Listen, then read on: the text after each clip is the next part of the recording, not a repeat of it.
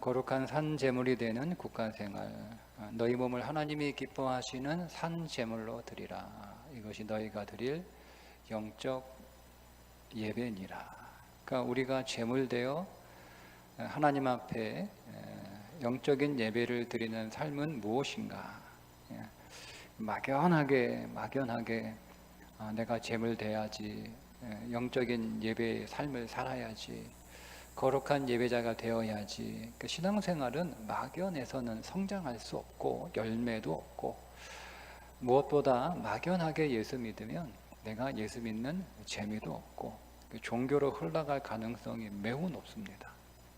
교회 안에 모든 사람이 다 그리스도인이어야 됨에도 불구하고 그러지 못한 경우, 종교인으로 평생을 신앙생활하는 사람들이 종종 있는 이유는 성경 이 말씀이 구체적이지 않기 때문에 그래요. 우리가 거룩한 산 제물이 되는 교회 생활이 있어요. 우리가 교회 생활할 때 내 몸을 하나님이 기뻐하시는 산 제물로 드리는, 내가 없고 오직 그리스도만 있는 사회생활, 가정생활도 마찬가지고, 점점 내가 교회에서 사회로, 사회에서 국가로 내 자신을 하나님 앞에 거룩한 산 제물로 드려지는 삶은 확장되어지고 높아져가고 어려워지는 거죠. 가장 어려운 게 국가에서 내가 거룩한 산 제물로 살아가는 것이 가장 어렵습니다. 여러분, 로마서 13장 오늘 우리가 읽었던 1절부터 7절까지의 말씀은 어떻게 생각하세요? 이게 그냥 한마디로 딱 정의하면 그리스도인은 국가에 충성하는 삶을 살아야 된다라는 말이거든요. 그런데 이 땅에 길 가는 사람 붙잡아 놓고 국가에 충성해야 돼, 여러분 이렇게 말하면 고개를 끄덕이고 그렇지, 우리 국가에 충성해야 돼, 여러분 이렇게 말하는 사람이 몇 명이나 될까요? 국가에 충성하는 것은 우리가 저 옛날 국민학교 때 다녔던 도덕 교과서에 나오는 이야기에 불과한 것이 되어버렸어요. 지금 이 세상에. 지금 여러분 청년들 붙잡고 물어보세요. 30대 40대 붙잡고 물어보세요. 국가에 대한 충성, 그건 교과서에나 남아있는 내용이라고 생각하지, 내가 국가에 충성해야 돼, 여러분 이렇게 생각하는 사람은 그렇게 많지 않습니다. 근데 여러분, 이건 특별히 그리스도인들에게는 굉장히 심각한 거예요. 왜냐하면 질서에 순종하는 삶이라는 말씀이거든요. 그래서 하나님은 오늘 성경에 보면 국가의 권세는 하나님이 세우신 권세라는 말을 반복해서 말하고 있는 거예요. 그러니까 우리가 보기에는 그냥 내가 투표해가지고 세운 대통령 같고 뭐 이렇게 보이잖아요, 그죠? 우리가 지금 옛날처럼 국가 공무원들에 대해서 우리가 좀 어려워하고 그들을 존중하고 인정하는 그런 사회가 지금 아니잖아요. 그러니까 기본적으로 여러분, 하나님은 질서의 하나님이시고, 그 하나님 질서의 하나님은 모든 것들을 다 질서 위에 세우셨어요. 하나님이 가정도 질서 위에 세우셨죠. 교회도 질서 위에 세우셨어요. 국가도 하나님이 질서 위에 세우셨어요. 그러니까 질서를 존중하는 것. 그러니까 사단은 혼란의 성향을 가지고 있는 거예요. 하나님은 질서의 속성을 가지고 있고, 사단은 그 질서를 깨트리는 거예요. 하나님, 사람, 자연이라고 하는 질서는 하나님이 세우신 질서예요. 근데 사단은 이 질서를 깨트리잖아요. 뱀이 와가지고 사람한테 먹어라 말라 얘기하는 거잖아요. 사람이 하나님한테, 하나님이 주신 여자가 나 이거 먹게 했어요. 왜 저 여자 줘가지고 나 혼자 잘 살면 되는데 누가 내 여자 달라고 그랬어요? 아담이 외롭다고 했습니까? 하나님이 보시기에 독처하는 것이 좋지 못하여 여자를 주신 거잖아요. 그러니까 하나님 왜 내가 언제 외롭다고 그랬어요? 내가 언제 쓸쓸하다고 그랬어요? 하나님이 괜히 줘가지고 왜 이런 사다를 만들어요? 이렇게 하나님의 권위에 도전하고 이런 일들은 성경에서 계속 일어나는 거예요. 그러니까 여러분, 질서가 무너진 사회, 그 질서가 더 이상 그 사회를 지탱하지 못할 때 그 사회는 건강하지 못하고 아주 심각하게 병들어 있는 것이죠. 그래서 오늘 우리가 로마서 13장 이 말씀을 우리가 좀 하나님이 우리에게 뭘 요구하시고 뭘 원하시는지에 관한 메시지를 우리가 잘 알고 이 말씀을 읽을 필요가 있습니다. 여러분, 오늘 제가 아주 간단하게 이 말씀을 좀 정리를 해드리고, 우리가 이 말씀에 대해 오해하는 부분들이 있어서 이 말씀에 대해서 우리가 그렇게 잘 마음으로 받지 못하는 구절 가운데 하나죠. 그 이유는 우리가 이 구절을 좀 오해하는 그 내용들 때문에 그렇습니다. 그걸 좀 몇 가지만 제가 여러분들에게 좀 다시 정의를 해드리고, 이걸 우리에게 어떻게 적용할 것인가의 문제를 마지막으로 함께 나누면서 설교를 마치도록 할 텐데요. 1절에 보면 각 사람은 위에 있는 권세들에게 복종하라. 권세는 하나님으로부터 나지 않음이 없나니 모든 권세는 다 하나님께 정하신 바라. 이렇게 말씀하고 있어요. 근데 우리가 여기에서 권세를 권세자라고 오해해서 읽어요. 사람으로 읽는단 말이에요. 권세를 그러면 의롭지 못한 왕도 있고 독재자도 있고 불의한 사람이 왕도 되기도 하고, 그러면 그런 사람들도 하나님이 다 세우신 건가? 이렇게 우리가 생각이 듭니다. 그러니까 이게 권세를 정부라고 이해해야 되는데 권세를 사람으로 이해를 하는 거예요. 성경은 정확하게 정부의 의미로 권세를 말씀하고 있는 것이 사람을 말씀하고 있는 게 아니에요. 물론 그 사람도 포함되긴 하지만 좀 더 이렇게 우리가 정확하게 이 구절의 의미를 찾자면 이런 얘기예요. 국가에 충성해야지 사람에 충성하는 게 아니다라는 거죠. 여러분, 우리가 이것을 좀 우리가 어떤 그 생각을 가지고 이거를 좀 우리가 깊이 있게 또 생각하면서 정리해 둘 필요가 있습니다. 그런데 이거를 섞어버리는 거죠. 국가와 사람을 섞어버리는 거예요. 권세와 사람을 섞어버리는 거예요. 그러니까 우리는 권세는 하나님이 세우신 거고 모든 권세는 하나님으로부터 나오는 거예요. 그러니까 그 권세는 하나님이 부여하신 것이기 때문에 우리는 그 권세에 순종하는 것이 마땅하다, 이렇게 성경이 말하고 있는 거죠.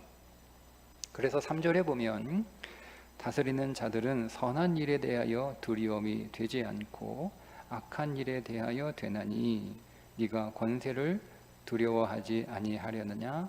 선을 행하라. 그리하면 그에게 칭찬을 받으리라. 그러니까 하나님이 세우신 권세이기 때문에 사람이 아니에요. 여러분, 구분하셔야 됩니다. 그 권세에 순종하는 것이 선을 행하는 것이다. 선을 행하는 것이다 하는 거죠. 왜요? 하나님께서 세우셨기 때문에.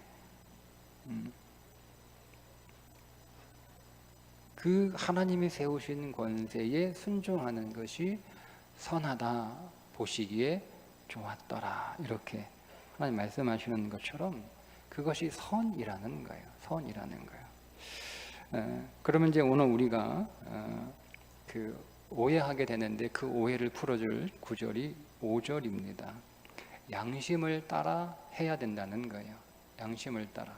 자, 그러므로 복종하지 아니할 수 없으니 진노 때문에 할 것이 아니라 양심을 따라 할 것이니라는 거죠.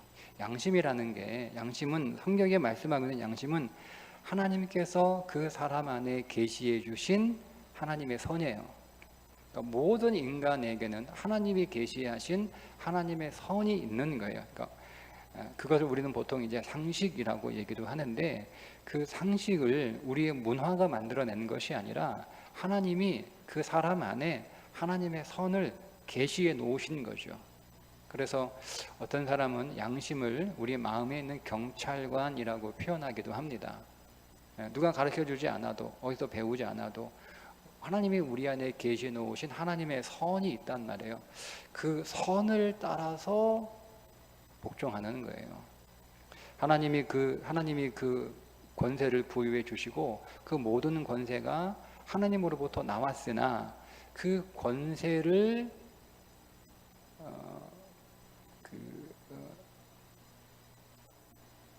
작동시키는 건 사람이잖아요. 그죠? 그 권세를 행세하는 건 사람이잖아요. 그러니까 권세가 하나님으로부터 왔으나 그 권세를 작동하는 사람이 이 권세가 하나님으로부터 온 것이다 라고 믿는 사람들만 있는 게 아니라 이 권세가 자기로부터 나왔다라고 생각하는 왜곡된 사람도 있을 거 아니에요. 그러니까 그 사람은 하나님으로부터 주어진 권세를 왜곡한단 말이에요. 왜곡한단 말이에요. 이게 그래서 하나님이 심판하시는 거잖아요. 하나님께서 바벨론, 페르시아,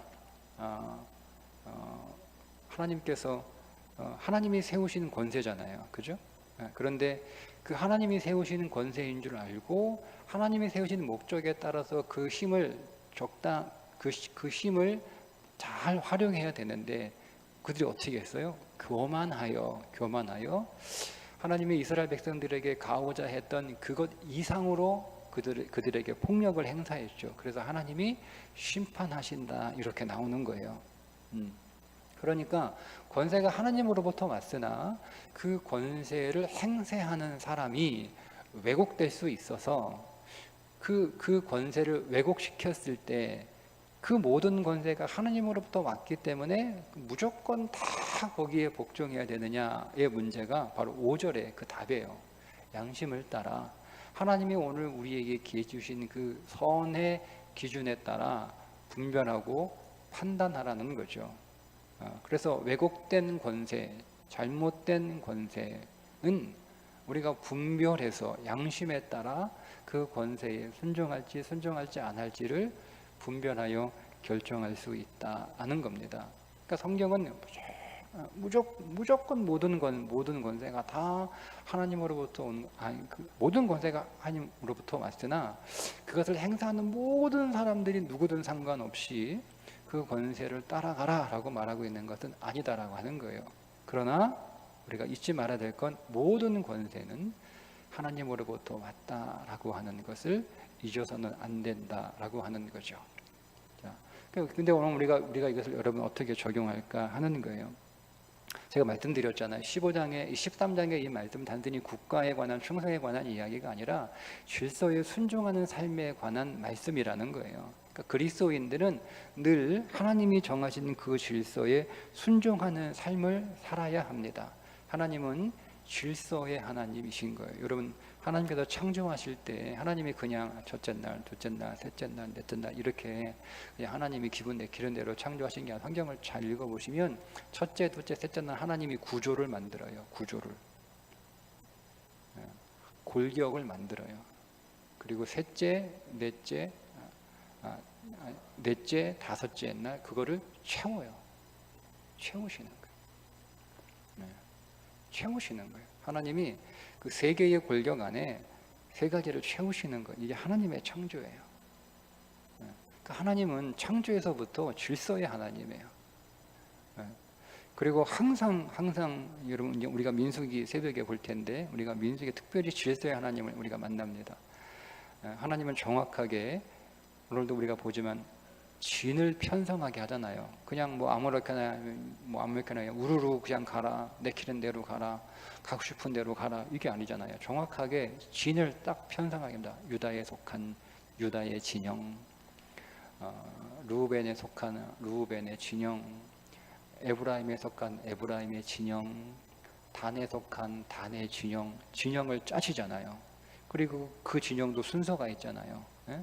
유다가 제일 앞에, 그 다음에 루벤, 그 다음에 에브라임, 그 다음에 단 이렇게 행진하라고 순서를 정해주시잖아요. 1, 2, 3, 4 정해주시잖아요.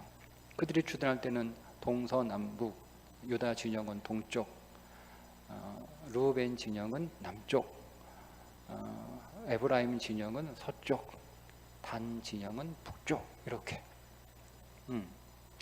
그냥 가가지고 아무나 선착순 해가지고 좋은 자리, 나는 여기가 좋으니까 우리 진영은 여기다가 텐트 치자, 그게 아니에요.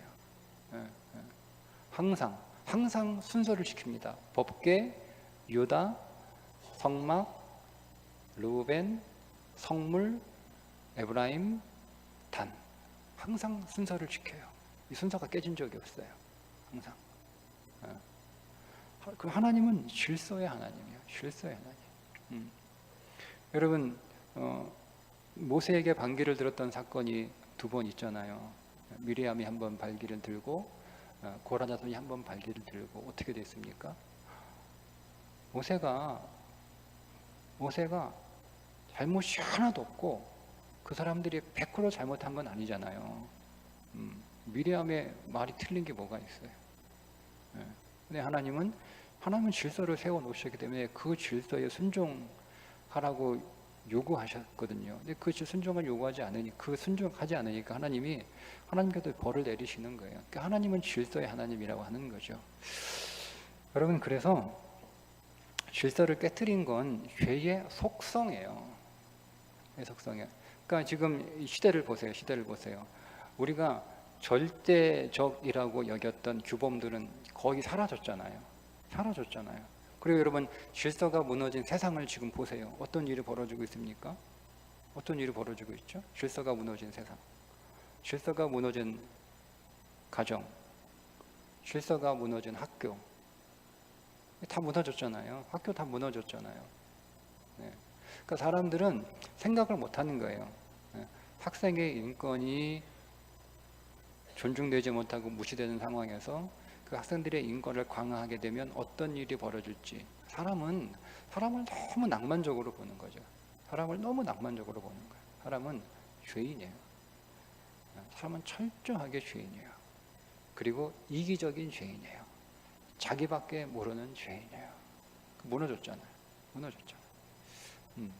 이걸 어떻게 회복할까요? 회복이 될까요? 여러분 회복이 될 거라고 여러분 생각하십니까? 어떤 장치를 마련하면 회복이 될까요?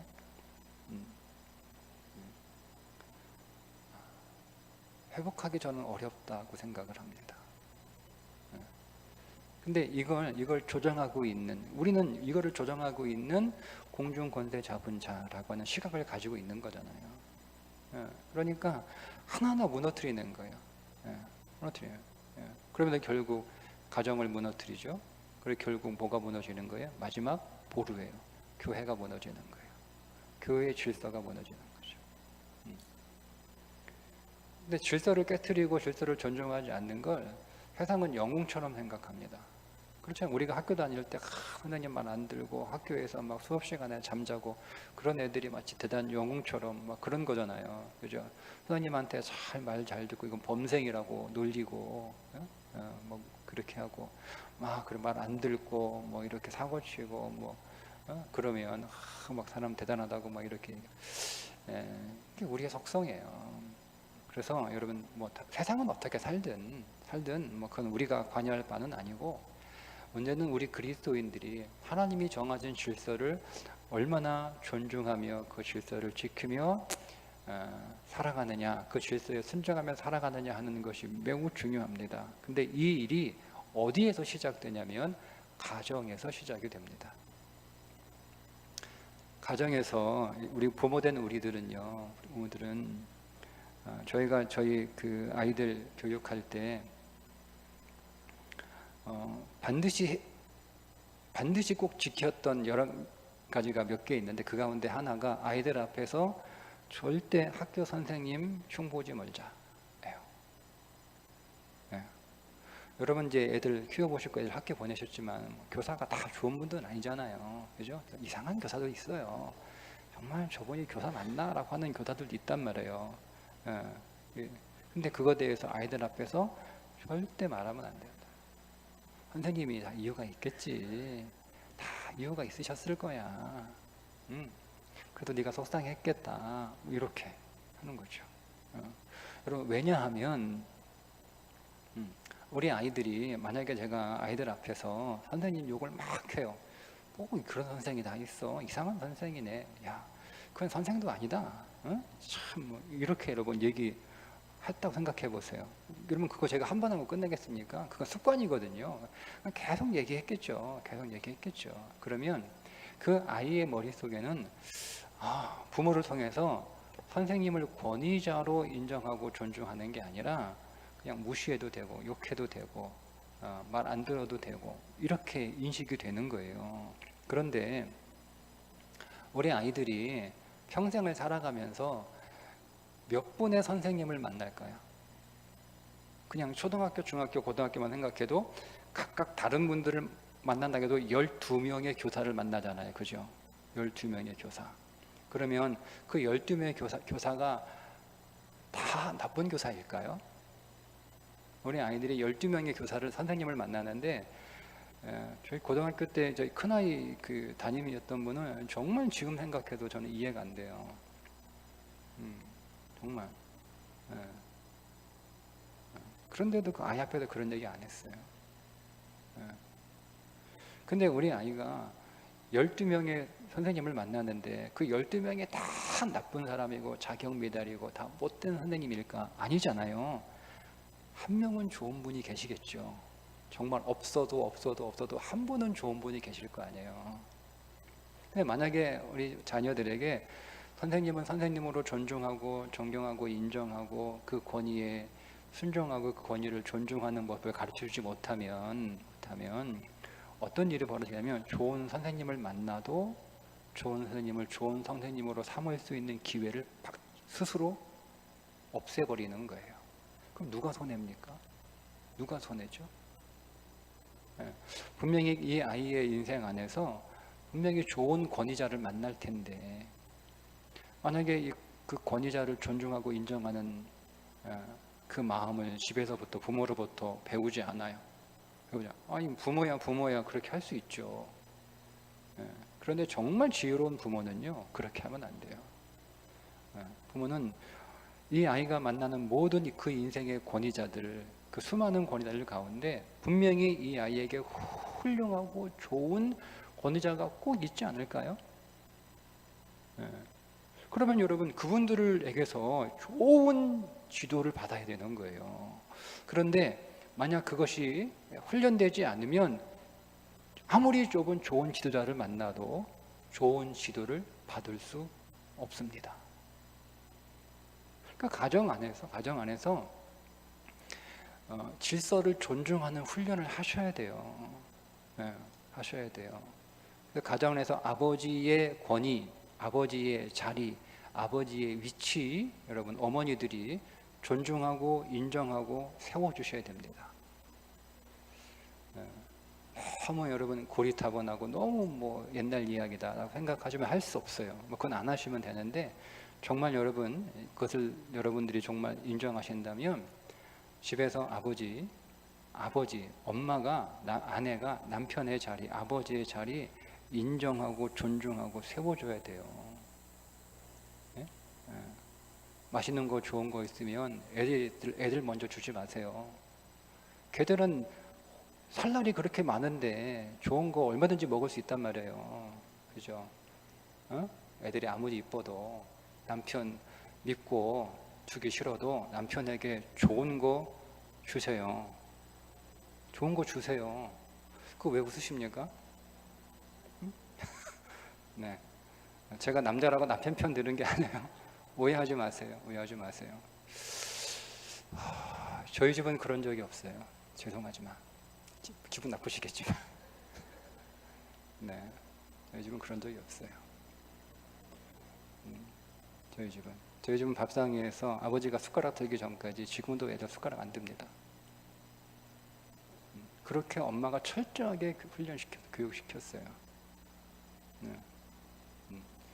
이건 아버지 거예요. 아버지가 항상 좋은 거 드셔야 되고 가장 먼저 드셔야 되고 하셔야 되는 거예요. 아버지 들어오시면 애들 데리고 나와가지고 아버지 오셨어 인사시키세요. TV 앉아가지고 아빠 왔어? 시키면 잘못 가르치는 거예요. 나와서 인사시키세요. 아버지 오셨어요? 아버지 나가시면 뭐 하다가 애들 불러 야 아버지 교회 가신다. 아버지 회사 가신다. 다 나와. 아버지 단장님께서 인사시키세요. 네, 그게 현명하고 지혜로운 아내예요. 누구를 위해서? 자녀를 지혜롭게 현명하게 잘 살게 해주는 교회예요. 네. 여러분 남편들도 여러분 아내의 자리, 엄마의 자리 세워주셔야 돼요. 제가 한번 그런 설교한 적 있잖아요. 예화로. 저희 집 큰아이가 엄마한테 대들었다가 그 말 듣고 제가 당장 전화 걸어가지고 하도 대든 것도 아니에요. 말 조금 이렇게 퉁명스럽게 했어요. 근데 엄마 속상하니까 저한테 속상하다 하더라고요. 제가 그래? 뭐 그런 거 가지고 그래 참지 이렇게 안 했어요. 전화해가지고 이 새끼야 너 왜 내 여자한테 그런 식으로 대변 너 죽어 한 번만 더 엄마한테 그런 식으로 했다가 너 가만 안 둘 거야 이렇게 하는 거예요. 엄마의 자리는 아내의 자리는 남편이 지켜줘야 되는 거예요. 그럴 때 아이들이 뭐 그렇게 안 해요. 질서를 배우는 거예요. 권위가 존중되어야 하는 걸 배우는 거예요. 그게 진짜 교육이에요. 여러분 그런 아이들이 밖에 학교에 가서 그걸 배우는 거예요. 권위를 존중하고 권위를 인정하고 그 권위의 질서에 순종하는 법을 배우는 거예요. 그럴 때 그러면 그렇죠, 여러분. 그 인생 안에 뭐 좋은 선생님만 만나는 건 아니고 나쁜 선생님 만나지만 그래도 나쁜 선생님 가운데서도 그래도 좋은 것을 찾아내려고 하고 그리고 정말 좋은 선생님을 만나면 그 선생님으로부터 좋은 것들을 다 지도받을 수 있는 그런 일이 가능해지는 건데 만약에 그런 거를 그런 걸 배우지 못한 거예요. 집에서부터 한날 뭐 대통령 욕하고 뭐 정부 욕하고 뭐 국가 욕하고 뭐 선생님 욕하고 뭐 교회 목사 욕하고 장로님들 막 욕하고 뭐 이러고 있으면 여러분 여러분이 평생에 목회자 몇 명 만나시죠? 최소한 3명 만납니다. 그죠? 한 교회에서 계속 신앙생활 어릴 때부터 하면 제가 계산해 보니까 최소한 3명 만나요. 3명. 근데 여러분 그 3명의 목회자들이 다 좋은 분이시겠지만 뭐 그렇지 않다라고 우리가 좀 생각해 볼 때 그래도 그 중에 한 명은 정말 훌륭한 목회자 있지 않을까요? 여러분 어떻게 생각하세요? 3명이 다 뭐 훌륭하지 않아 나보다 못해 뭐 그렇진 않겠죠. 그 가운데 한 명은 최소한 한 명은 하나님이 좋은 목회자를 만나게 하실 거라고 저는 봐요. 그럼 여러분 어떻게 할 거예요? 질서에 순종하고 권위에 존중하지 않는 건 여러분 평생 막 내 밑에 있는 것처럼 나보다 낮은 것처럼 그렇게 말하고 다닐 거 아니에요. 집에서고 뭐 애들 앞에서고 뭐 그러면 그 아이는 얼마나 불쌍할까. 불쌍한 성도 가운데 하나가 어떻게 오냐면 자기가 믿고 따라갈 목회자가 없는 거예요. 평생에. 그게 정말 불쌍한 성도예요. 내가 신뢰하고 내가 존경하는 목회자가 내 인생 안에 없다? 여러분 회개하셔야 됩니다. 회개하셔야 됩니다. 그 얼마나 이런 불쌍한 거예요. 그럼 내 영혼 어떻게 되는 거예요? 내 영혼? 목자가 양을 먹이는데 나는 어디 가서 돌봄을 받고 어디 가서 목양을 받죠? 내가 존경하고 내가 신뢰하고 그런 목회자가 없어 내 인생 안에서. 여러분 그게 왜 그러냐면 그렇게 교육받은 거예요. 그런데 여러분 우리 가정 안에서 늘 존중하고 존경하고 인정하고 순종하고 하는 걸 배웠어요. 부모로부터. 다 알죠. 여러분 애들이 왜 모르겠어요. 근데 우리 부모님은 권위를 인정하고 존중하는 분이시구나. 사람을 보시는 게 아니라 하나님이 그 사람에게 주신 권위를 인정하는구나. 그걸 보잖아요. 그래서 아버지가 부족하고 흠이 있고 실수하지만 우리 어머니는 하나님이 부여하신 아버지의 권위를 존중하고 인정하고 세워주는 분이구나. 아버지는 어머니의 권위를 인정하고 존중하고 세워주는 분이구나. 이걸 배운단 말이에요. 아이들이 집에서. 그러면 그 아이는 밖에 나가서 권위를 인정하고 존중하고 세워주는 삶을 살아갈 수밖에 없는 거예요. 그럴 때 그의 인생 안에 정말 좋은 지도자를 만납니다. 정말 좋은 권위자를 만나요. 그러면 그 사람부터 그는 정말 좋은 지도를 받는 거예요. 그런데 이게 훈련되지 않으면 좋은 지도자를 만났음에도 불구하고 그 사람으로부터 좋은 지도를 못 받는 거예요. 얼마나 여러분 안타깝고 얼마나 손해예요. 로마서 14장은 그 얘기하고 있는 거예요. 그 얘기를 단순히 국가라는 국가 생활을 말씀하고 있는 게 아니라 질서를 얘기하고 있는 것이다 라는 거죠. 근데 여러분 이것이 나를 제물로 드리지 않으면 할 수 없어요. 여러분 얼마나 여러분 제가 우리 아이들 고등학교 1학년 잠깐 다녔던 학교의 그 담임의 이야기를 애가 한편으로는 고마워요. 한 2년이 지난 뒤에 얘기했어요. 2년이 지난 뒤에. 그 선생님하고 3개월 정도밖에 같이 안 있어요. 제가 다른 학교 옮겨졌거든요.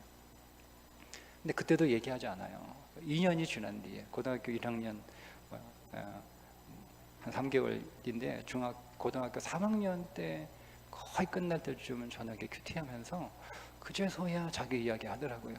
얼마나 미안했는지 몰라요. 얼마나. 보통 같으면 여러분 집에 와서 다 이렇게 할 텐데 1절 안 하더라고요. 너무 고마워요. 근데 그 어느 부모가 여러분 그거를 듣고 가만히 있어요. 근데 그거를 절제하고 참고 그게 죄물 삼는 거예요. 내가 죄물 되는 거예요. 내가 죄물 되는 거예요. 그거를 인정하고 그래도 여기까지 턱밑까지 흉보고 싶고 욕하고 싶고 화도 내고 싶지만 그래도 어쨌든 이 아이에게는 교사였으니까 선생님이었으니까 인정해 줘야 되지. 존중해 줘야 되지. 그분을 존중하고 있는 게 아니라 그분이 교사라고 하는 선생님이라고 하는 그 권위를 존중해 주는 거예요. 사람이 아니고요. 그러니까 우리는 이거를 분리할 수 있어야 되는 거예요. 그게 지혜입니다. 여러분의 가정이 하나님이 세우신 권위와 그 질서가 온전해지는 가정이 되기를 축복합니다. 그때 오늘 우리의 교회도 이 나라도 하나님이 세우신 질서가 온전해지는 사회가 될 줄 믿습니다. 기도하겠습니다.